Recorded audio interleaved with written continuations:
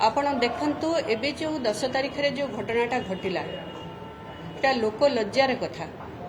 समस्ते ये घटना जानी धौली जगार धौली भरी शांतिपूर्ण जगार पर्यटन स्थली जगह समस्ते आसंती से जगह को ओडिशार लोक ने ओडिशा बाहर प्रत्येक जिलू प्रत्येक देशरू भुवनेश्वर राजधानी एठी प्रत्येक लोक आसंती झियो बहु माने मध्य आसंती।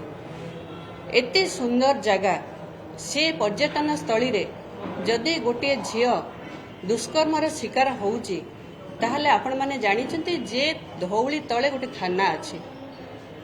पुलिस डिपार्टमेंट कोन करूचंती बहु जगह रे महिला माने सुरक्षित अछंती।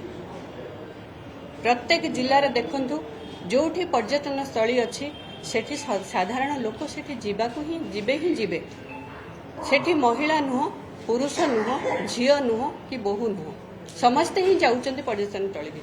ए सरकार महिला प्रति केते अत्याचार अन्याय करूचंती समस्ते जानिचंती। मोर कहिबार उद्देश्य एठी महिला बाचस्पति अछंती महिला उपमुख्यमंत्री अछंती तांकु लज्जा लागिवा कथा। जेबेठू बीजेपी सरकार आसिले माँ मानकर भरोसा थिला विश्वास थिला झियो मानकर विश्वास थिला जे ये सरकार आसिला परे हमर महिला माने सुरक्षित रहिबे। तेणु आज प्रेस मीट आपण मानकु डाकिकरी जना जाउची जे आमे महिला कांग्रेस राजा रास्तार सबु बेले थिलु एवं सुरक्षा महिला सुरक्षा पई आगामी दिन रे जदि ये सरकार न बुझंती चेतावनी दिया जाउची बारंबार 2000 लोक 2000 महिला गैदरिंग है गवर्नमेंट हाउस घेराव करेंगे। तेणु आपण मान अनुरोध आपण माने आम मान सहयोग करंतु महिला मान सहयोग करंतु ए सरकार को चेतावनी दवापाई महिला कांग्रेस राजरास्ता अच्छी। आगामी दिन में जदि परिस्थिति भयंकर हम जदि महिला सुरक्षा नहले परिस्थिति भयंकर हम महिला को जो निर्यातिता होती महिला 5 लाख दि जाऊ सेटा हूँ पर्यटन स्थली।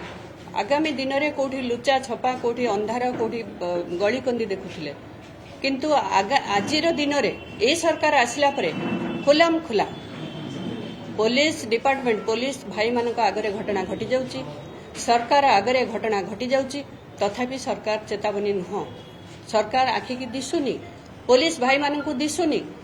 तेणु पुलिस भाई कहिबे केते जन को से दंडित करिसेंती। मु कहबाकू चाहे पुलिस भाई कि केते जन को आमे बारंबार एफआईआर देला परे जाई जनैला परे पीड़िता घर लोक जनैला परे से केते जन को दंडित करिसेंती एटा आपण माने कहंतु। से दोषी की धरिसेंती काली सकाले काढी देबे केते जन को दंडित करिसेंती। तेणु पुलिस भाई कहिबे कहबाटा कहिबे।